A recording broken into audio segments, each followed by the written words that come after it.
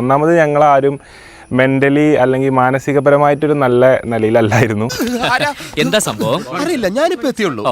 വീട്ടിൽ ഹനാൻഷന്റെ പ്രശ്നമുണ്ട് പറഞ്ഞിട്ട് നമ്മളെ തന്നെ സുഹൃത്തിന്റെ ഭാര്യയെ വളരെ വൾഗറായിട്ടുള്ള രീതിയിൽ അത് ചിത്രീകരിച്ചെന്നുള്ളത് നിങ്ങൾ ഇത്രക്കാരാണെന്ന് ഞാൻ വിചാരിച്ചില്ല. അല്ല സാർ, അത് വേണ്ട, ഒന്നും പറയണ്ട. ഒന്ന് ചിന്തിച്ചു നോക്കി, നിങ്ങൾ തമ്മിലുള്ള പ്രശ്നത്തിന് എന്തിന് ഈ പാവം ഞങ്ങളെ വീട്ടിലൊരു കുട്ടി ഞങ്ങളെ വലിച്ചു, നിങ്ങൾ ഇന്നെ വലിച്ചിട്ടോളി, ഞങ്ങൾ എല്ലാവരും ചെക്കന്മാരാണ്, നമുക്കിപ്പോൾ കുറച്ചും കൂടി മനക്കട്ടി കുറച്ച് ബിൽഡായി കാണും.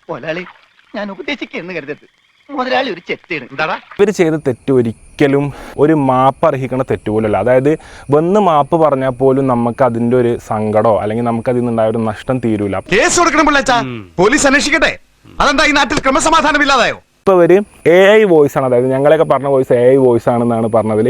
LKG കുട്ടികൾ എനിക്ക് തോന്നുന്നത് ഇതിലേറെ ബുദ്ധിയുള്ള കുട്ടികളാണെന്നുള്ളതാണ് ഈ സാഹചര്യത്തിൽ എനിക്ക് പറയാം. അമഹം മനുഷ്യന് വേണമെങ്കിൽ ഒരു നോക്ക് കണ്ടോളൂ, ചിരിക്കരുതേ. എന്തെല്ലാം പറഞ്ഞു നമ്മൾ ടൈപ്പ് ചെയ്ത് കൊടുത്തു കഴിഞ്ഞാൽ ഉണ്ടാക്കി തരോടെ AI വെച്ച് ആ വോയിസും കൊടുത്തു കഴിഞ്ഞാൽ ആരെ വെച്ച് വേണമെങ്കിൽ വോയിസുകൾ ഉണ്ടാക്കാം. മനസ്സിലാ? നിങ്ങൾ ഇത്ര വലിയ ആളാന്ന് അറിഞ്ഞില്ലായിരുന്നു കേട്ടോ. ഈ വോയിസിൽ ഞങ്ങളെ വ്ളോഗ് ബാക്ക്ഗ്രൗണ്ടിൽ പ്ലേ ആവുന്നുണ്ട്. ഈ വീട്ടിലെ ഓരോരുത്തരുടെ വോയിസും വ്യക്തമായിട്ട് കൃത്യമായിട്ട് നമുക്കിത് കേൾക്കുന്നുണ്ട്.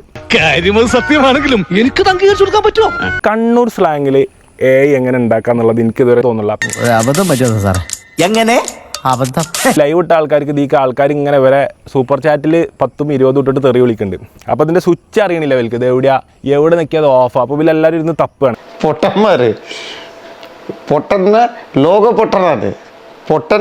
പൊട്ടൻ.